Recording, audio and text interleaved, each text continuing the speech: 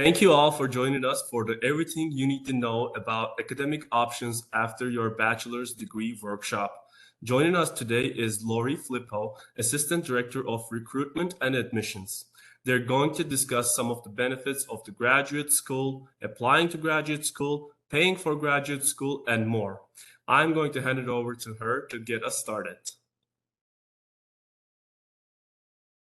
Thank you so much, and welcome everybody.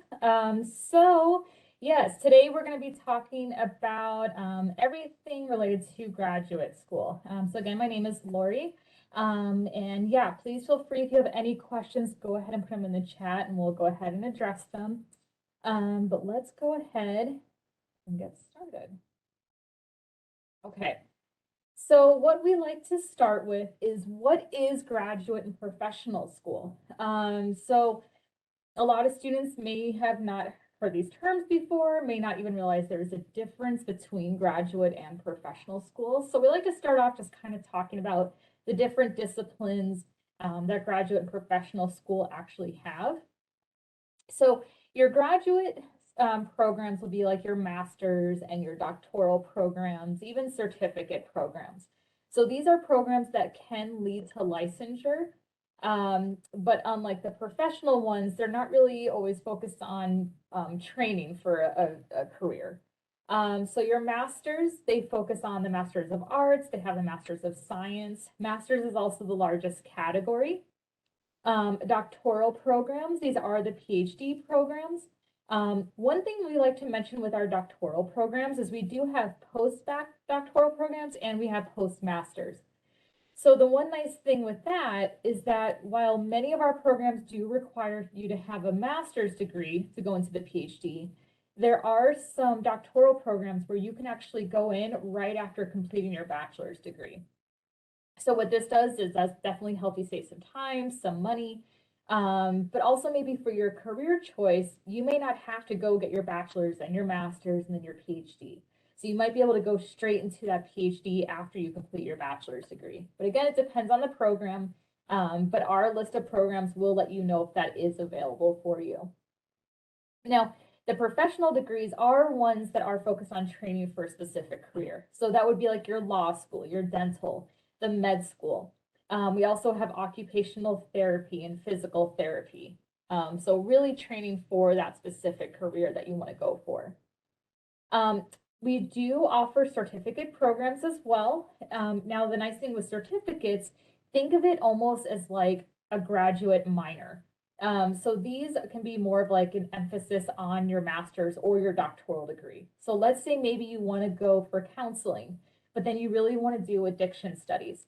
So what you may want to do is get a master's in counseling and then get a certificate in the addiction studies to really make you more marketable, more sought after for that specific area.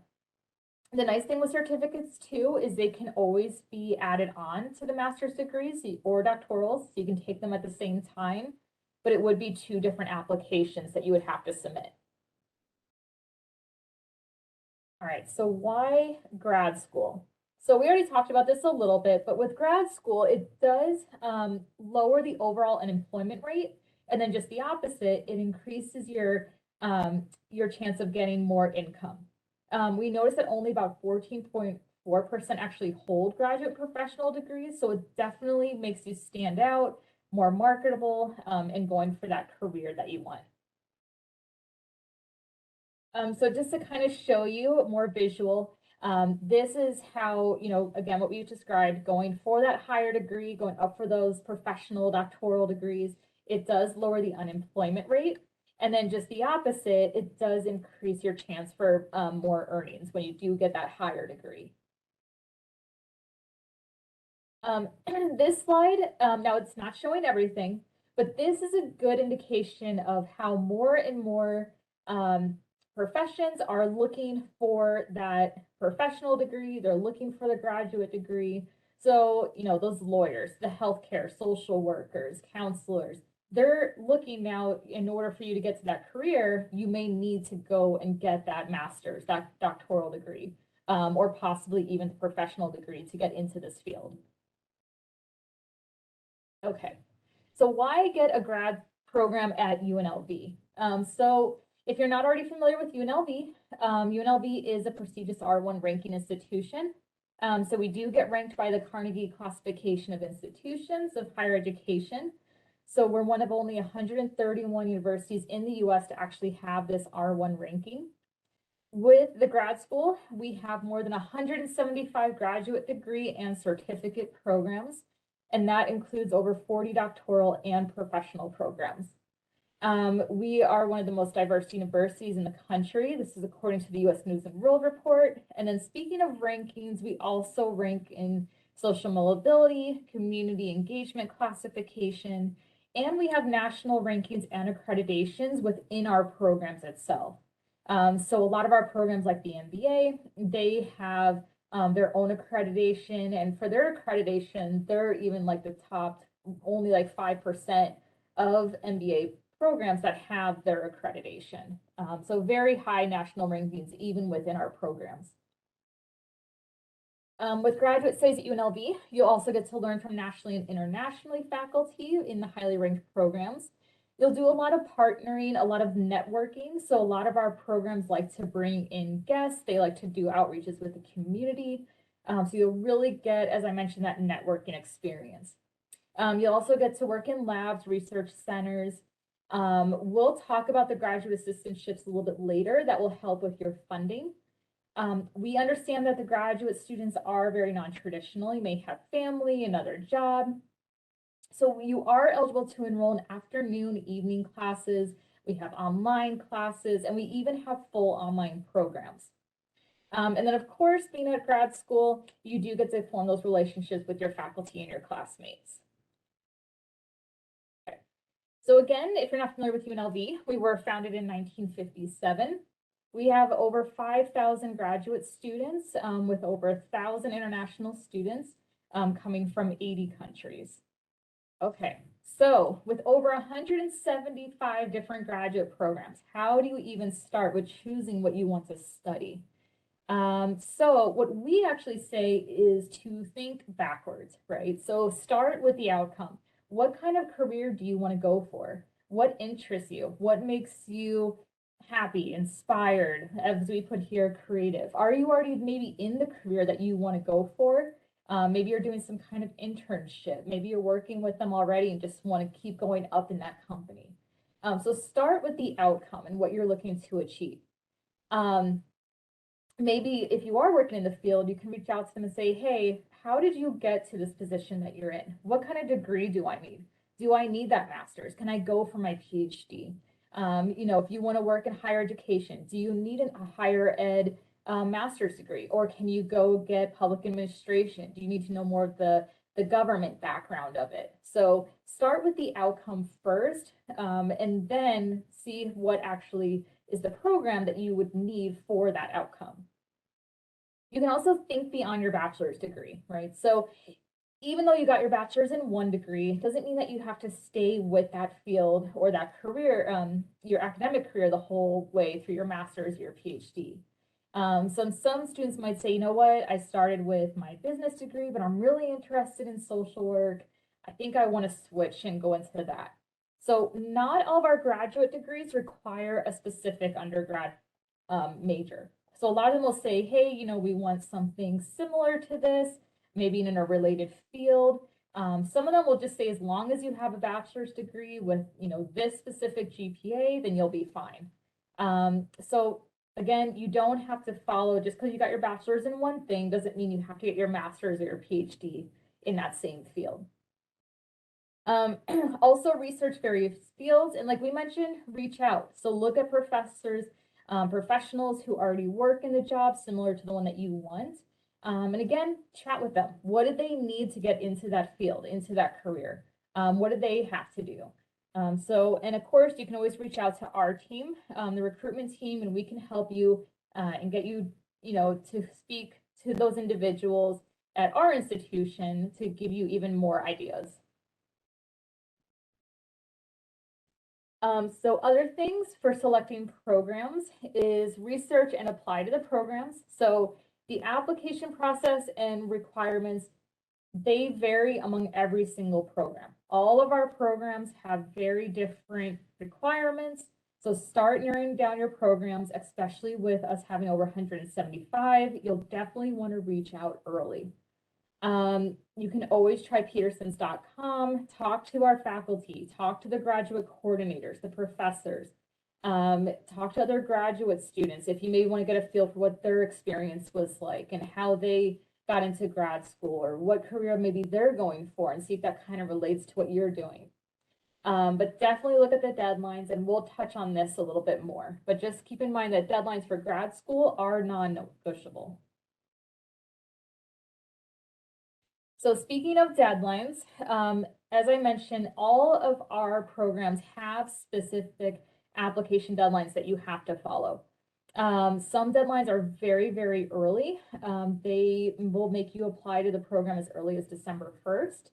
Some programs may have say, you know what, we'll give you up until really the semester is starting, and you'll have until August 1st to get your application in. Some programs, they'll let you do admissions every fall, spring, and summer. Some will say, nope, you can only apply during the fall, and if you don't make it this fall, you'll have to wait again the whole academic year before applying again. So make sure once you select your program that you are checking that deadline so you can make sure everything is in and ready to go. The other reason deadlines are crucial with grad school is in case you have to do a GRE or a GMAT, any of those departmental requirements. So if you have to do any kind of personal statement, letters of recommendation, writing samples, you want to make sure you're giving yourself plenty of time to get all of this done and prepared, and you're not rushing with any of it, so that again, you make the application the very best it can be when you're submitting it. With the grad school, we like to mention a lot of the resources that we do have available. So with grad school, we want to make sure that you're not just getting a degree with us, but that you're also getting that experience. So some ways we do that is definitely offering a lot of support, a lot of resources. So these resources, they are while you are still an undergrad student. So anyone that's on right now that may still be an undergrad, we do have accelerated programs. So this allows students to get a head start on their grad degree because they get to take grad courses as an undergrad. This may be like a 3+2 or a 4+1 program if you've heard those terms before.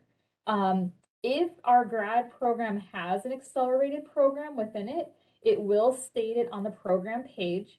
So one example is our MA in economics. They do have an accelerated program, and this will tell you how you can be eligible for their program. So for MA in economics, they say that you have to be a UNLV undergrad, you have to be senior standing, and then they have a list of specific econ courses that they want to see that you've completed with a grade no lower than a B.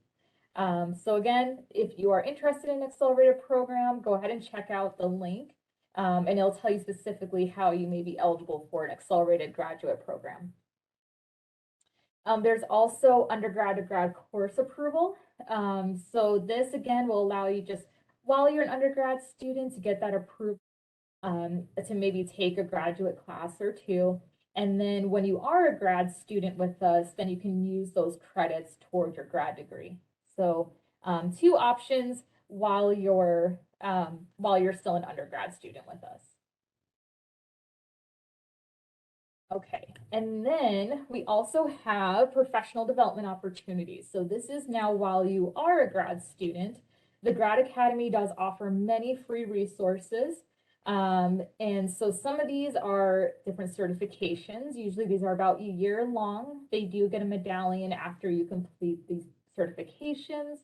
The nice thing is a lot of these programs too, they do offer their own funding, scholarships for the students. So it's always beneficial to just check it out. If you have any questions about any of these events, workshops, make sure to contact the Grad Academy and they'll go over it with you. But the nice thing again is they are all free resources available to the students. And as I mentioned, some of them do offer funding for the students. One I like to point out that I know a lot of our students use is this Grad Rebel Writing Bootcamp. So this is great for grad students to use if you have to do any kind of publications, dissertation, maybe your thesis. So it helps you out with writing those publications. And then also, when you complete that program, you do get a cord from when you walk across the stage, which is even better. Our students love to have the accessories when they're walking across the stage. Okay. Speaking of resources, we do have many other resources, including, as we mentioned, the Writing Center. There is police services, the library services. So there's a lot of resources that you can use on campus, aside from the Grad Academy and what the Graduate College will provide.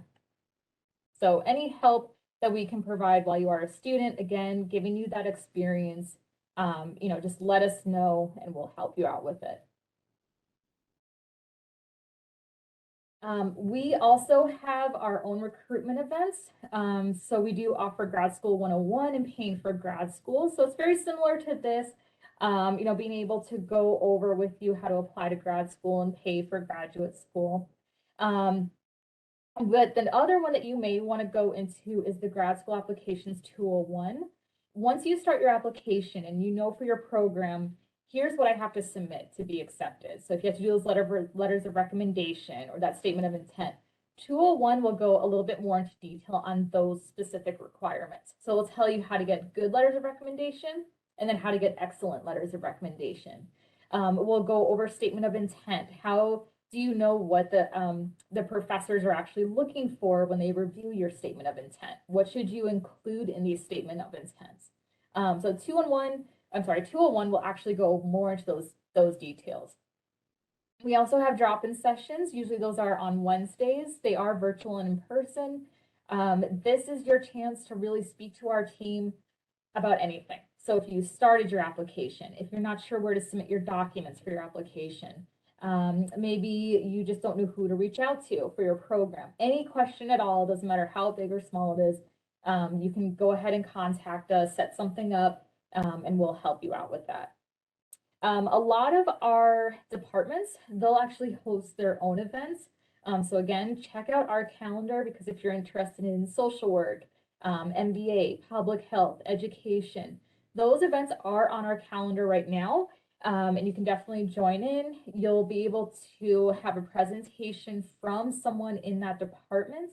It's usually the graduate coordinator or the professors, but that gives you a chance to really speak one-on-one with them and about the program. What are they specifically looking for? You'll get to hear about the program. So check out our website, check out our calendar, and definitely join in on the events. They're all for free, and many of them are virtual. So definitely check it out. Once you're ready, you'll then go ahead and apply to the UNLV Graduate College. So to do that, you'll start your application in the Grad Rebel Gateway. This will be your main portal for really from when you first apply to even when you graduate. This is what you'll use for any kind of forms that you may need. If you need maybe contact information for your coordinator. So this is going to be your main hub for that information. So in the Grad Rebel Gateway, once you select your program of interest, it's going to populate a checklist for you. That checklist will be all the items that you need to submit for your application. So we'll go in more detail of what is required, but to pay the application fee is non-refundable. It will be $95 for international students and $60 for domestic students. So the main thing with your application is making sure that you get in, go ahead and submit everything you need for your application and get it submitted by that specific deadline. Once you submit your application and your documents, your application is essentially going to be reviewed twice. It'll first be reviewed by the graduate admissions team. And what we look for is we want to see that you have at least a bachelor's degree from a regionally accredited institution or an approved international equivalent. For your bachelor's degree, we want to see that you have at least a 2.75 overall GPA. If you do not have at least a 2.75, we will look at your last 60 credits you completed and see if you have at least a 3.0 GPA. We do need to see transcripts from each post-secondary institution that you attended. If they are outside of the US, we will need to see an original language and also an English translation if they're not in English. Depending on the program, you may also need to submit a course-by-course foreign credential evaluation from a current member of NACES if you've completed coursework outside the US. And all this does is just lets us know what is the US equivalent of your GPA, of your institution, of your degree. So that's what that lets us know. So if you've completed any coursework outside the US, we may need that. But being at UNLV, we should be able to pull that if you've already had to submit that. We also need to see proof of English proficiency, but again, completing your degree at UNLV, we can just use your degree to go ahead and cover that proof of English. Okay. After you are reviewed by the graduate admissions team, your application will then go under review by the department. And the department is actually the one who will be making the admissions decision. So what they will look for, and this depends on your program. So each program is different. They have specifically what they want for you to be considered for their program. But some of the common requirements are usually a personal statement, letters of recommendation. They may have that GRE or GMAT requirement, and usually a resume or a CV. After they review your application, they will then make the admissions decision. And it'll get posted in your Grad Rebel Gateway. So one of the most common topics is paying for grad school. So how do grad students pay for graduate school? Again, we want to make sure you're having the best experience with grad school, with your degree. So we want to help any way we can with funding. So aside for the Grad Academy having their funding, we also have funding that we provide for students. So one of the most common ways is for a student to be a graduate assistant. So graduate assistants are students and they're also working on campus. They can be academic GAs, they can be non-academic GAs. So academic meaning that they're working within their program or their department. Non-academic would be like with the graduate college, maybe with the wellness center. So any area, again, that's just non-academic, you can work for. So what does the GA cover? So the GA is a whole package deal. It covers your full tuition. So it waives the out-of-state tuition. So if you are an out-of-state student, you're going to get that out-of-state waived, and then the full tuition is covered. You also get an annual stipend, usually between 11 and 20,000. You get registration fee reduction, you get your health insurance covered, and you also get summer tuition benefits. So again, it's a whole package deal. If you are interested in a GA, once you submit your application to grad school, you can go ahead and submit your applications to be a GA. So you do not have to be accepted first. Once you submit it, go ahead and apply as a GA, even if it's your first semester. And then it'll be routed to that department that you want to apply for, and they'll go ahead and make their decision on that as well. We also have 5.7 million in awards. So this is for new and current students. So what I always recommend students to do is make sure you're checking out your Rebel email. So once you become a grad student, or even before, check out your grad email for any kind of scholarships, awards, anything they may have that's going on around campus that you can take part in. Again, talking about the Grad Academy, you know, you'll get emails, communication from them about events where you can receive funding. So make sure you're always checking out your Rebel email. And then of course we have the low cost of living and tuition. So we have varied residency options. Grad students, they are not required to live on campus. There is the upperclassmen areas around here for students to live, but it is not required for grad students to stay on campus. We also have no state income tax, and then of course the local discounts, tickets, and entertainment. For grad students, students can also pull out FAFSA grants and loans. If you're not familiar with FAFSA, it is the free application for federal aid. Even if you're not this, maybe eligible for FAFSA, or maybe you're thinking of not taking out any loans, it's still good to go ahead and fill out a form anyway. This may make you eligible for some grant money. And the UNLV Graduate College does provide over $1 million in access grants every year. So again, even if you're not wanting to pull out any loans, still go ahead and fill it out just to see if you might be eligible for any grant money. Now, if you're not eligible for FAFSA, there is the alternate need form that you can definitely fill out. If you do pull out any loans, you can take out unsubsidized loans. But of course, just don't take out more than you need. And then we just mentioned that the interest begins to occur when you take out the loan. For more funding sources and tips, what we recommend is one, don't be afraid to apply for funding. Make sure you're putting your name out there. A lot of students do not apply for funding. And so a lot of scholarships just never get claimed. So definitely make sure that you're reaching out. Contact the graduate college if you need any help. Contact the recruitment team. Contact its Handshake if you want to see if there's any GAs. If you're already working, maybe reach out to your company. See if they're offering any kind of funding. There may be some companies that say, hey, we'll go ahead and pay for some credits as a grad student, or maybe they'll even pay for the full degree.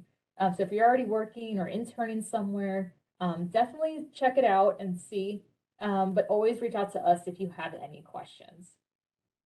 Okay, and with that, please feel free to contact us. Again, there's no question too small or too big. We are here to help you out. We are located at the Student Service Complex, Building B. We're open Monday through Friday, 8 to 5. You can set up any appointments with us, and we're here to help out if you need anything. Thank you. Thank you so much, Lori, for this insightful presentation. Now we will open the floor for questions. Please feel free to ask us questions. You can unmute yourself, or you can type them in the chat. Or if you want your question to be remain anonymous, you can directly chat me at the Grad Academy, and I'll ask on your behalf.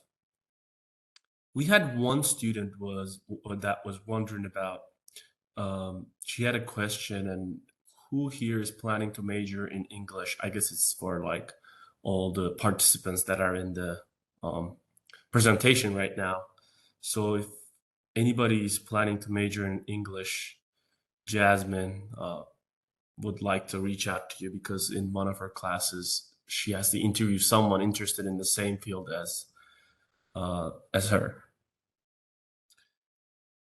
Shania asked the question, Lori, what are the requirements of a GA?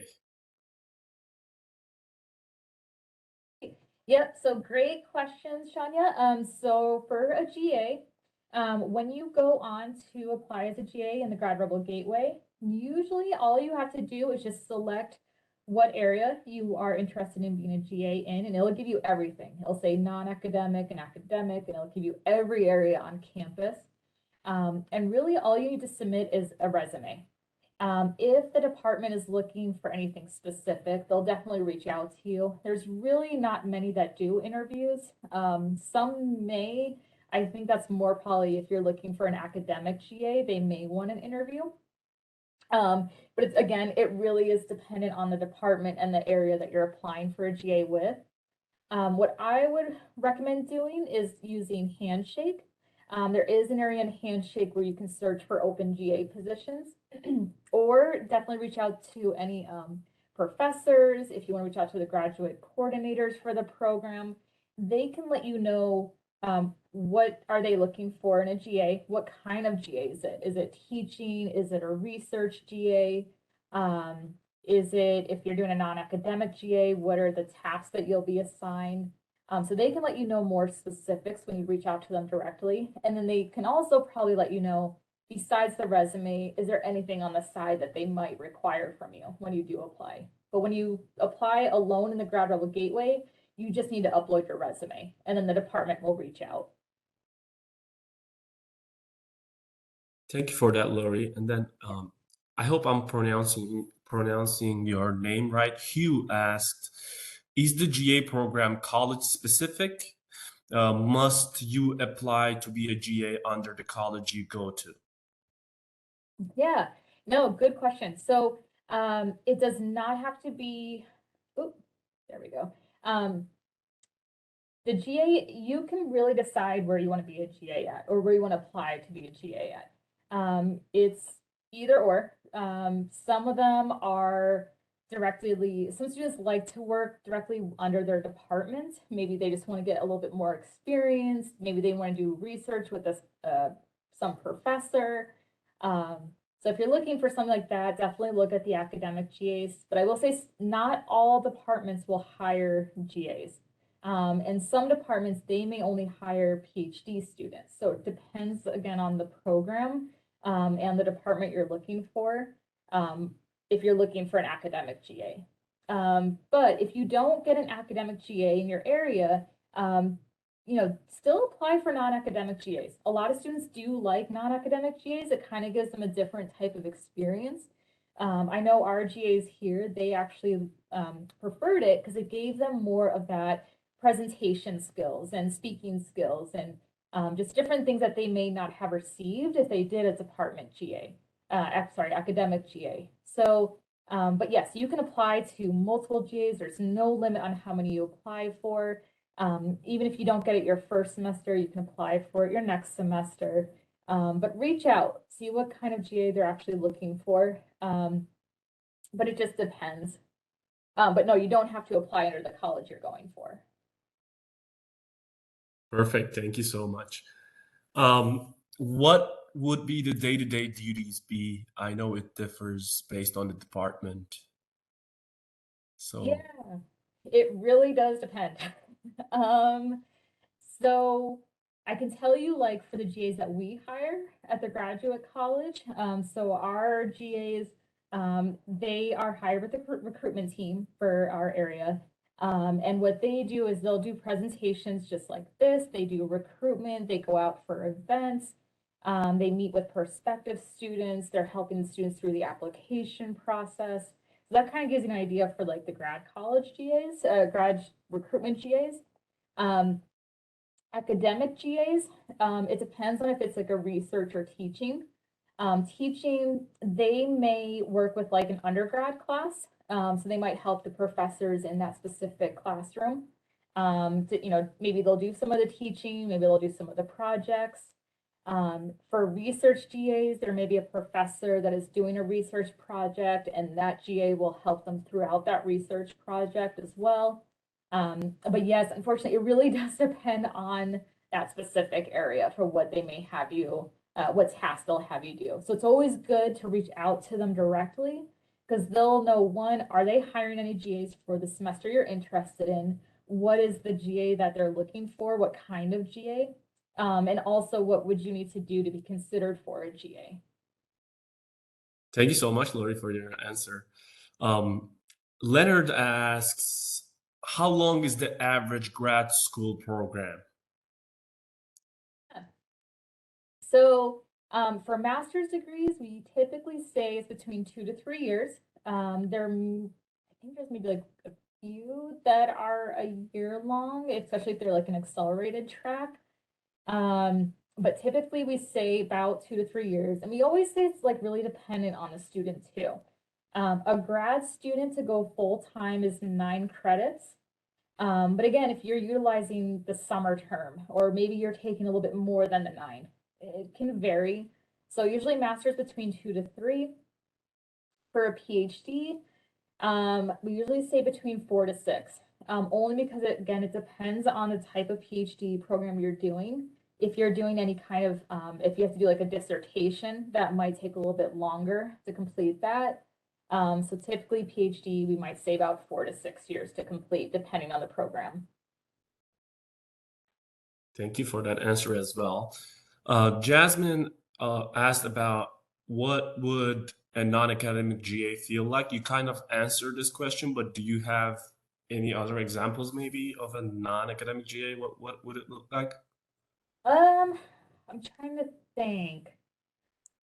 I mean, I work at I was Grad gonna say, Academy. if you want to give your experience as Yeah, it's not related to like your field that you're studying mostly, but it's just like facilitating workshops. It could be grading papers. It could be for the certificates and the badges that students enroll. Um, so we all like we have whatever you guys are looking for. I know there's a department out there that can utilize your skills. Um, With that being said, Hugh asks, College of Hospitality now offers an online master's degree. Can you work remotely as a GA? typically no.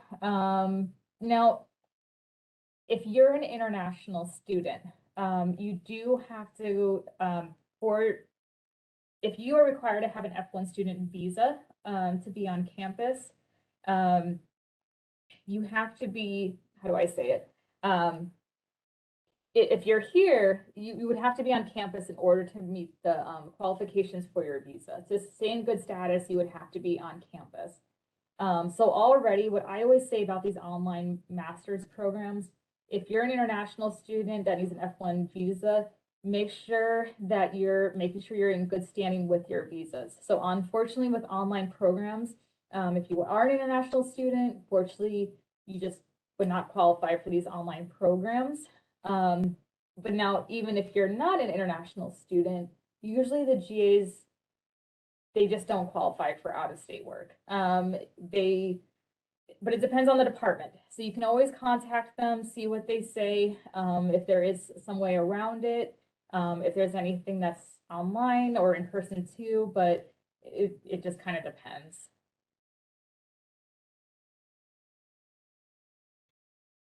Thank you for that answer as well. It was very insightful and resourceful. Is there any more questions to Lori before we end the workshop? I see there are a bunch of thank yous in the chat for your time, Lori. Yes, no problem. Yeah, if anyone has any questions, please feel free to reach out with anything you may have, and we'll help you out as best we can, or even point you in the right direction of who we think you need to be contacting. With that being said, it seems like everyone is. Oh, there's one more question. Is there no one here that is majoring or minoring in English? Jasmine is wondering before we sign off for that. I just dropped the link in the chat. It's a survey that you guys can take, and then it will improve the workshops that we do at the Grad Academy. Before we end today's session, we would like to thank to our presenter, Lori, for sharing their time and expertise with us today, and thank to our participants for being here and joining us today. Before you all log off, please fill out the survey as I've mentioned, and I hope everyone has a great rest of the day. Thank you so much once again, Lori. Yep, no problem. It's nice to chat with everyone. Hope you have a great rest of the day. Have a nice day, everyone.